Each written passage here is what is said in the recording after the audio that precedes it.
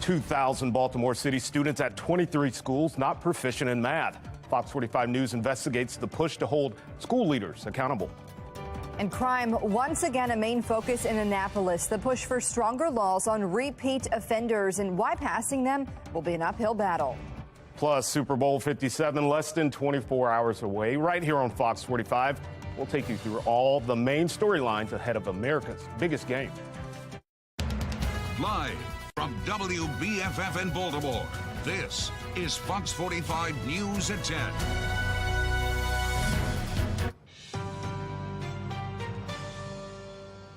Good evening, I'm Maxine Stryker. And I'm Vincent Hill. We begin with shocking findings revealed in the Project Baltimore investigation.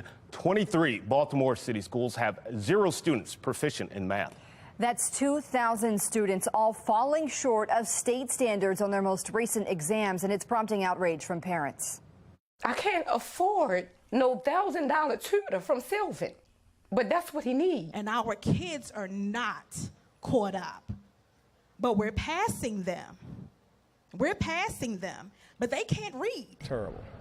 Horrible.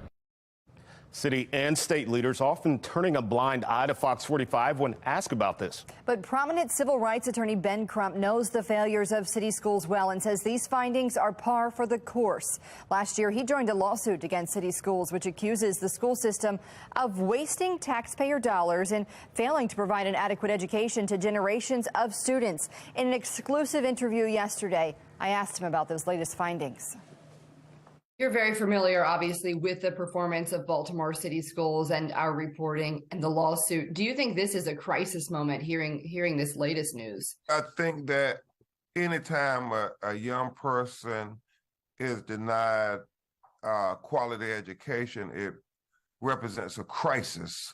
And so what we have to do is look at the situation for what it is. We have to say, we are failing our children, and we have to take the responsibility to do better. Well, Dr. Ben Carson, who wrote the book Crisis in the Classroom with Crump, echoes a similar sentiment. He says the answer may just be new leaders. The solution is to get somebody in charge who cares. Because this, let me put it this way. If it was their child and their child was in this system and there was a responsibility for educating a child, I guarantee you, you would see different results. Obviously, you have people who just aren't that interested in doing anything about it. We'll have more on my discussion with Carson and attorney Ben Crump tomorrow after Super Bowl 57 right here on Fox 45. Another education advocate says these numbers are devastating, but it's the reality of what these children in Baltimore now face. Fox 45's Taylor Stewart looks into the impact on children's future. We spoke with an education advocate who says while the numbers are devastating, it's the reality of what these children will have to face with their self-esteem, their confidence, and their future going forward. The latest round of test scores is in, and the results land Baltimore City schools at the bottom. Project Baltimore analyzed new test scores from 150 city schools. At 23 schools, not a single student performing proficiently in math. At 20 additional schools, just 1 or 2 students hitting the mark. We got to think about these kids, their self-esteem, they're lashing out because they can't perform on level. Black Minds Matter founder Denisha Merriweather says school choice options are underfunded. Meanwhile, Baltimore City Schools' budget is among the highest in the country at $1.2 billion. Each parent can get $3,000 to go to a private school if they want to. That's not enough when Baltimore City schools are receiving $21,000 per student. Denisha says parents deserve better options right now. And if city leaders won't step up, maybe state reps will. She's pushing delegates in Annapolis to vote in favor of increasing funding for Maryland's Boost program. It provides scholarships for low-income families to attend the school of their choosing. But that funding, she says, is not on Governor Westmore's education agenda. I really urge him to reconsider his position on school choice, to provide students with education freedom, because right now the school district in Baltimore specifically are not meeting the needs of students, and they don't have time to wait for a new legislative cycle in order to receive a high quality education. Taylor Stewart, Fox 45 News. So that brings us to our question of the day. Should Baltimore City parents be given school choice if their child's school is failing? So far, 84% of people say yes. Polls just open. Head to foxbaltimore.com/vote to weigh in. And political commentator Armstrong Williams discussed the Project Baltimore report on his Saturday morning talk show. He says that leaders at all levels need to be held accountable. How many young children must be killed? How many futures irreparably destroyed? How many children must be imprisoned before the legislature, school administrators, mayor, and city council of Baltimore and all across this country are ousted for their mismanagement of the school system? The future is our kids. Kids' lives matter. Meanwhile, a statement from Baltimore City Schools claims a plan is in place to help boost test scores. It includes professional development, summer learning, and extended learning times at the end of the school day. New tonight, Baltimore City Police are upgrading a shooting Friday morning to a homicide. Police say a 44-year-old man was shot along Erie Avenue in Northeast Baltimore around 9 a.m., then pronounced dead a short time later. And Baltimore County Police confirming details from a shooting Friday evening along Liberty Road in Randallstown. Police say a man was shot just before 9 p.m. and taken to the hospital with minor injuries. Anyone with information on this shooting is asked to call Baltimore County Police. This comes as the debate is heating up in Annapolis over what needs to be done to curb crime. This week, state Republicans introduced a set of bills aimed to target repeat offenders. I spoke to a state delegate and political analyst about crime priorities and why the bills likely won't get Democratic support. If you're convicted of a misdemeanor, which where carrying, transporting a handgun is, that you only serve 25% of your time. So my clients, as a defense attorney, knew that's 8 months. Momentum growing out of Annapolis for City State's Attorney Ivan Bates' tougher sentencing on crimes bill, which is likely to pass. Republicans want to go even further on crime, introducing a companion bill, Senate Bill 745, the Gun Violence Accountability Act. But Republicans want to go even further. The soft on crime policies that have been passed in Annapolis over the last few years have resulted in hundreds and hundreds of deaths of innocent people. Introducing a set of sweeping bills in the House, the No Bail for Repeat Offenders Act, the Juvenile Gun Offense Accountability Act, and the Gun Theft Act. Making stealing a gun a felony, a reasonable bill. State delegate from Baltimore County, Kathy Slaga, says it's time for a change. They tried not prosecuting, they tried plea bargaining and excusing people who have firearms illegally, and it doesn't work. Slaga says current policies aren't working. So how likely is it that any of the bills will pass? Slim and none. Political analyst John Deedy says it all comes down to who's in control. When you have the majority as a political party, the idea is to bury the hell out of the minority party. Democrats are the majority in both the House and Senate. Deedy says it comes down to who appears to be doing the most for public safety. Democrats are going to want to take credit for tough on crime bills.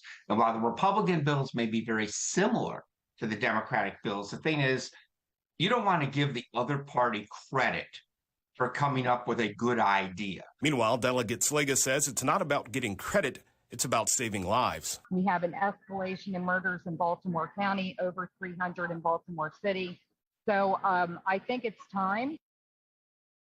Senator Jill Carter is one of the original authors of Maryland's juvenile justice reform law, which prohibits children under 13 from facing criminal charges unless it's a serious offense. Carter says she's working on legislation to clarify that law.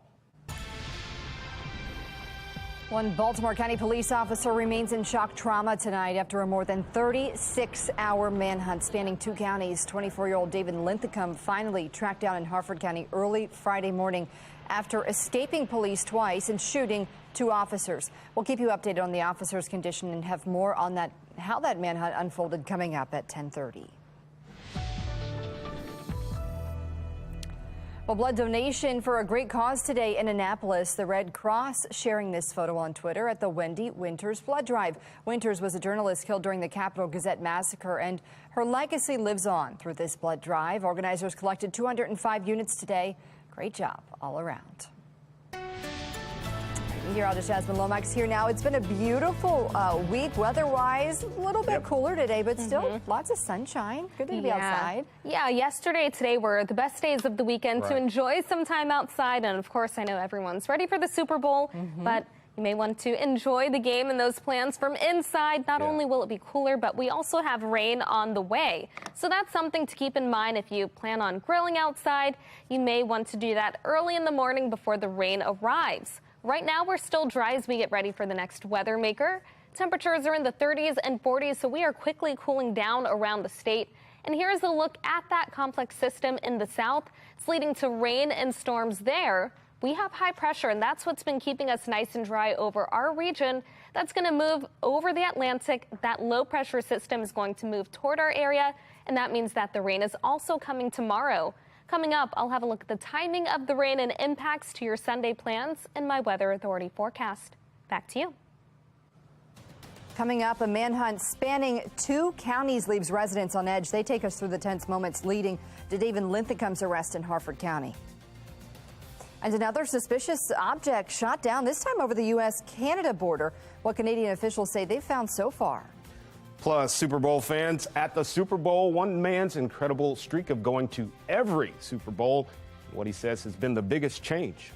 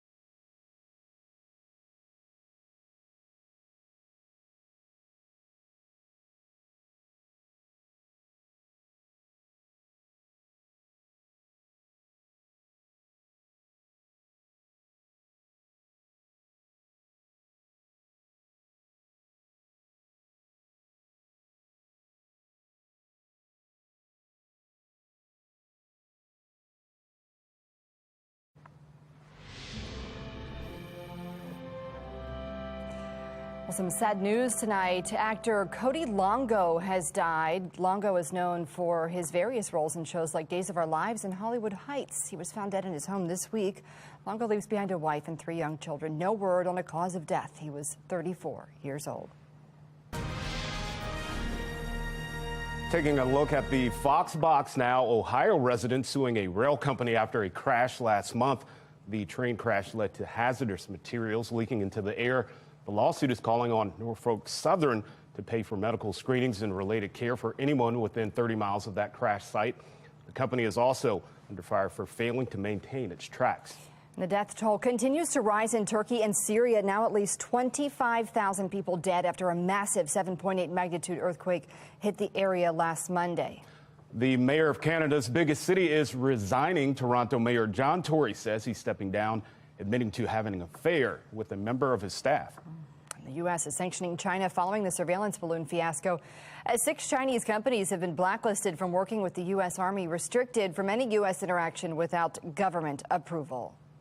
Now, Canadian Prime Minister Justin Trudeau says his military shot down a suspicious object near the U.S. border just a day after the U.S. shot down something similar in Alaska. Canadian officials say the object is potentially similar to what was shot down off the coast of South Carolina. We did indicate that we need to be eyes wide open on China, and we will continue to do that through the policy framework of the Indo-Pacific strategy, but also, again, in conjunction with our allies. Canadian forces are working to recover that wreckage. They say they will share their findings with the U.S. government.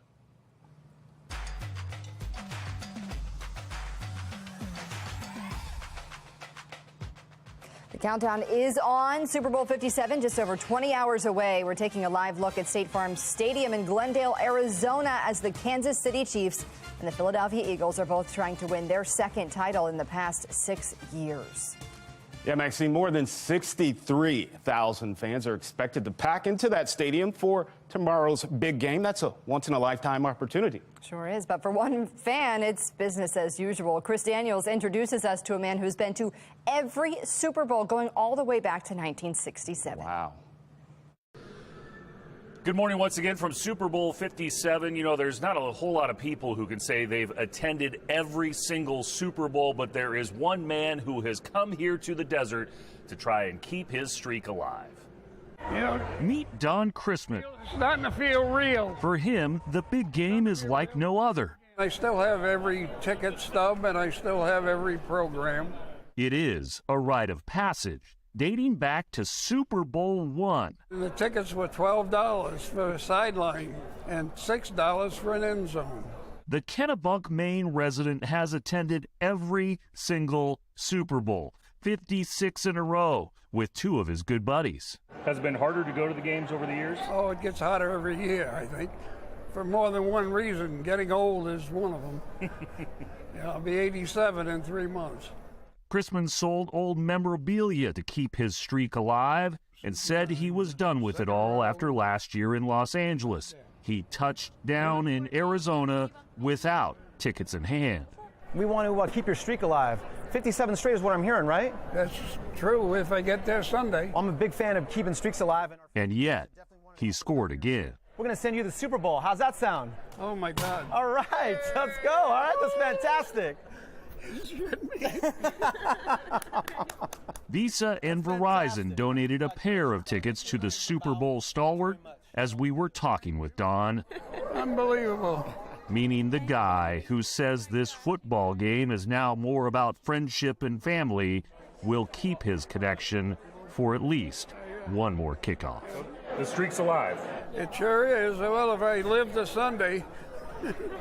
57 years in a row, Don told me he has been selling off all his old Super Bowl gear in order to buy the tickets and buy the trips and keep up with this habit for people who are just arriving in the desert and also hoping to go to the game. The walk-in price right now on StubHub, about $3,200 a ticket.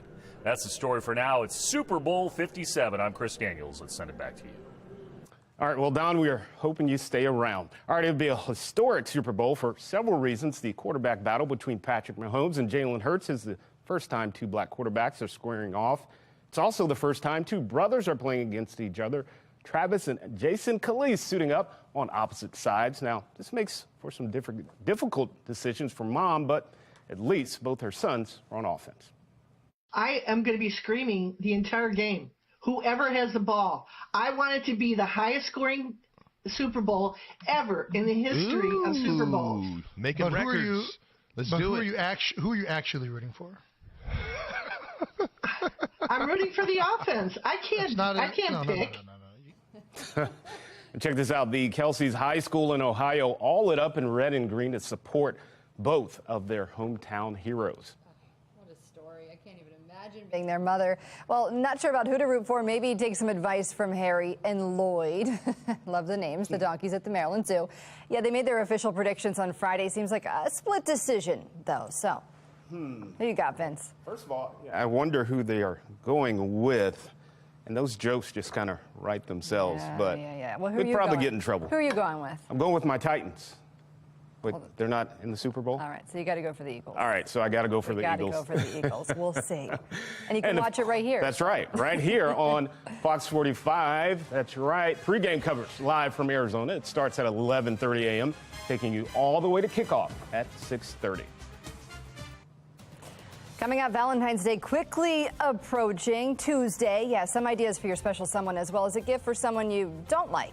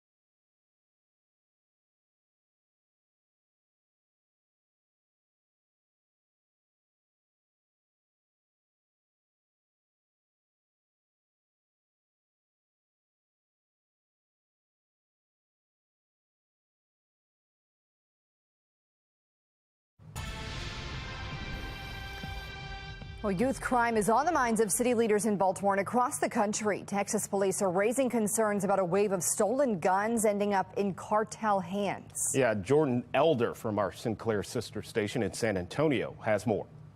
It's a startling video. A young suspect with an AK-47 rifle going from car to car to see if any doors are unlocked. You can see other teens in driveways around the cul-de-sac doing the same. It used to be that, you would come out and your car was burglarized and you say, well, it's just crazy kids having fun being kids. It's not anything that simple anymore. Arrests were made in that case, but Sheriff Javier Salazar says this is becoming more common, especially when unlocked cars have weapons inside. My greatest fear is that a homeowner is going to come out to walk the dog, to take the dog out, for a restroom break at 4 in the morning and interrupt a car burglary or get themselves shot in the process. Salazar says many of these stolen guns end up in the hands of cartels. If they break into enough cars, a high percentage of them are going to have firearms in them. It's a pretty well-known fact. And the stolen vehicles are often used for human smuggling. That's a huge concern for me, and it should be for the rest of the community as well. It happened to Cody Fulmar as he traveled through San Antonio. He was inside a store for just 10 minutes, and when he came back out, the keys were in my hand and the truck was gone. Days later, Texas DPS officers notified him the truck had been found. It was recovered in Eagle Pass, but it was suspected to be in operation doing smuggling. The inside's dirty, torn up, and the GPS device ripped out. They got me in broad daylight. Salazar says you should park in a driveway if you can and make it a habit to take all your valuables out of your car. You should also lock your doors in case groups like this pass through. He says it's not a matter of making your car theft-proof. It's just making it harder to get into.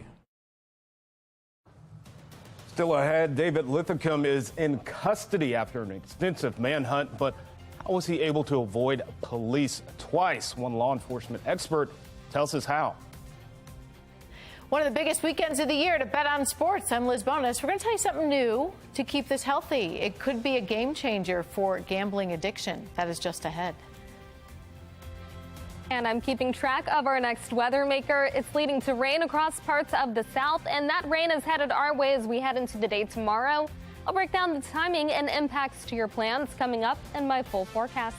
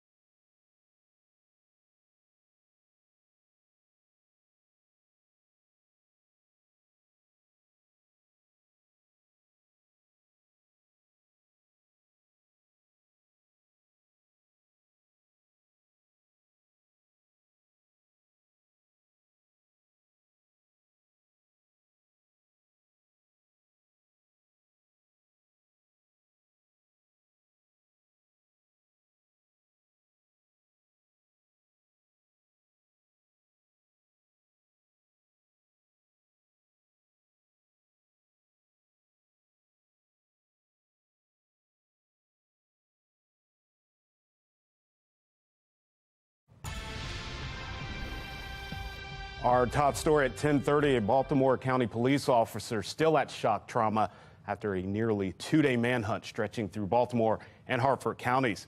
24-year-old David Lithicum, was on the run from police from Wednesday afternoon through Friday morning, shooting two police officers before making his way into Hartford County. He was eventually cornered and arrested in Fallston just before 7 a.m. Friday morning. And here's what we know about the timeline. Lithicum's father first called police Wednesday afternoon about a person in crisis. Officers say that Lithicum shot an officer in his basement, then slipped out while the officer was receiving treatment. Thursday at around 8 p.m. he was spotted. An hour later, he's accused of shooting a detective and stealing a police SUV. Police say he fled to Fallston, where police had him pinned down at about 10 o'clock Thursday night, then caught him at sunrise Friday morning. We had eyes on the suspect. We had him pinned down. Our community is safer this morning with this individual in custody where he belongs. Now, he has been charged with attempted murder and armed carjacking, but the question remains, how was he able to shoot two police officers and still escape law enforcement? Fox 45 obtained scanner audio from the threat inside that house on Wednesday afternoon. Take a listen. Shots fired. 10-4 shots fired in reference to Powers Avenue. Do we need a medic started? 7-4, we have an officer bleeding. 11 years an AR-15, dead's out, he's okay. And we know Lithicum shot a Baltimore County police officer who went into his basement, at which point other officers went to tend to the fallen officer's injuries. Law enforcement analyst Melissa Pinkleton says that may have been the perfect time for him to get out. He could have snuck out in that moment, maybe when everybody's eyes weren't on him. Number one rule in policing is we go home that night. When one of our brothers or sisters are shot, yes, the attention is going to be on them, getting them medical treatment and getting them out of there. Pinkleton went on to say suspects on the run often change their clothes. Lithicum was also familiar with the area, meaning he may have known some of the more secluded hiding spots.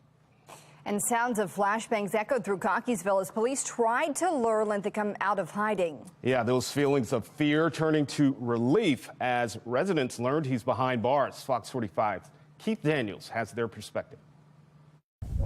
On the block where the chaos began, tranquility.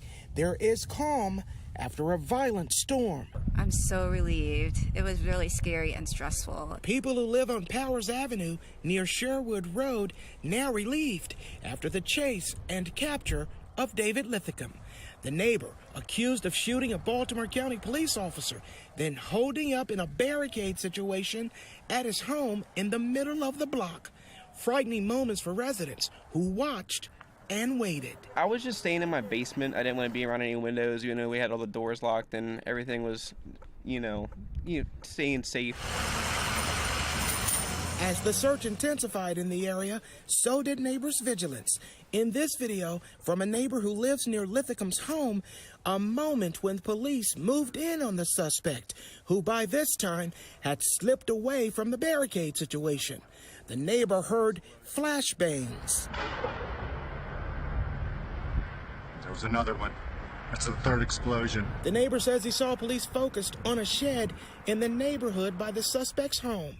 Sounds of police engaging with Lithicum caught on video.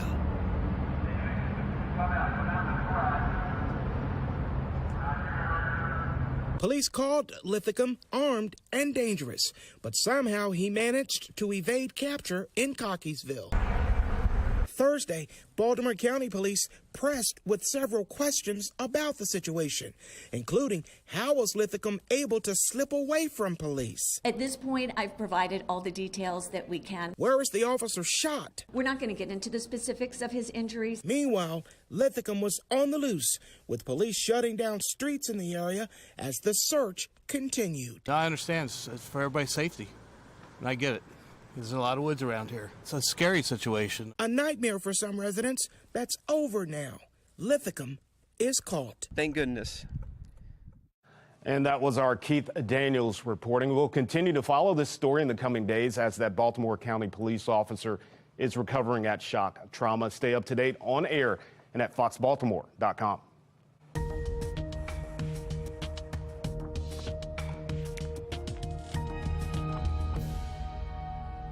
Well, whether it's a problem with alcohol, opioids, or any other substance, addiction costs thousands of lives every year. But one group is looking to erase the stigma around asking for help. That's the mission of Baltimore nonprofit Love in the Trenches, which seeks to help people struggling with addiction. Love in the Trenches leader Kelly Gill joined us on Fox 45 Morning News to talk about the group's Undo the OD campaign. Undo the OD is a campaign, a program we developed with our intern, Kelly Ryan from Towson University, to make sure that we had Narcan in every bar, restaurant, and college campus in the state of Maryland. We are an overdose response program with the Maryland Department of Health, and we're getting a lot of positive feedback on this program. Well, if you or a loved one is going through addiction, call the National Helpline at 1-800-662-HELP. You can check the number right there on your screen. Well, Valentine's Day is just around the corner, and everyone is encouraged to put some love in a letter and send it to someone in need. Children's Hospital, nursing homes, shelters, and even some frontline employers are all accepting Valentine's Day cards and treats. St. Jude's Children's Hospital is accepting virtual cards. The hospital is also accepting monetary donations and has partnered with some Amazon storefronts for donations and giftable items. AARP is also bringing back its Cupid crew. And initiative, sending heartfelt messages to socially isolated seniors. And love isn't always cheap. Americans planned on spending nearly $26 billion this Valentine's Day. That's according to a survey from the National Retail Federation. On average, most people say they will spend about $192. As for presents, the top Valentine's Day gifts are expected to be candy, followed by greeting cards and then flowers.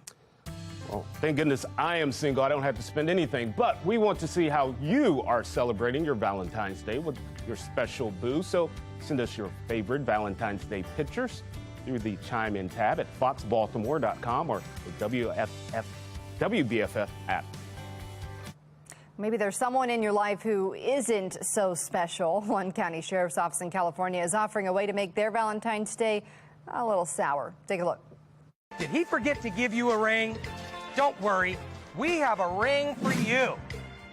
Our specialized hospitality teams will come to his door just to pick him up. I can't believe he didn't buy her a ring. I know, Dave, but at least he gets some custom bracelets.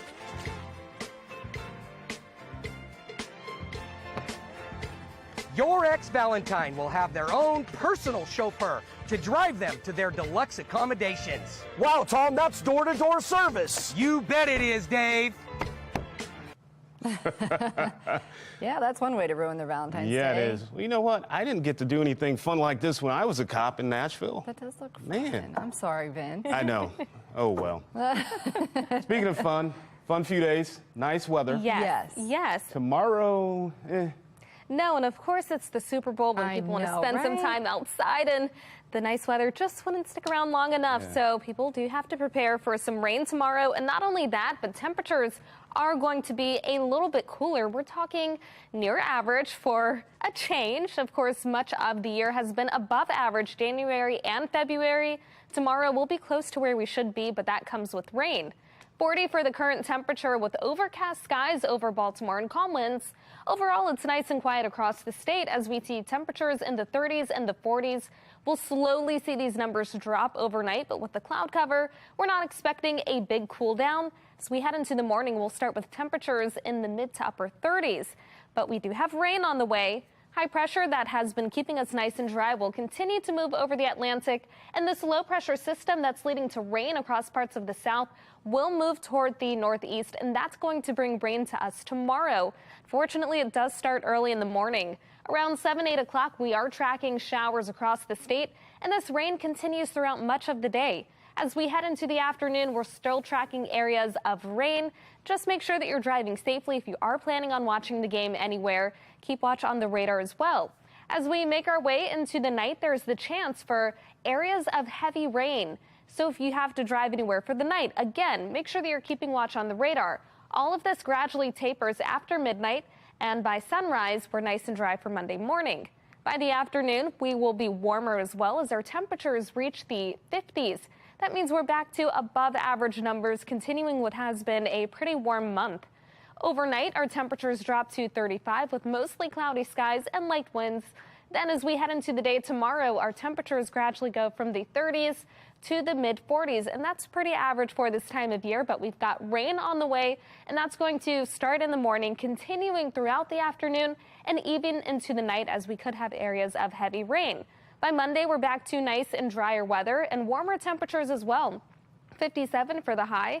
Then on Tuesday, on Valentine's Day, 57 once again, so it should be a great day to spend some time outside.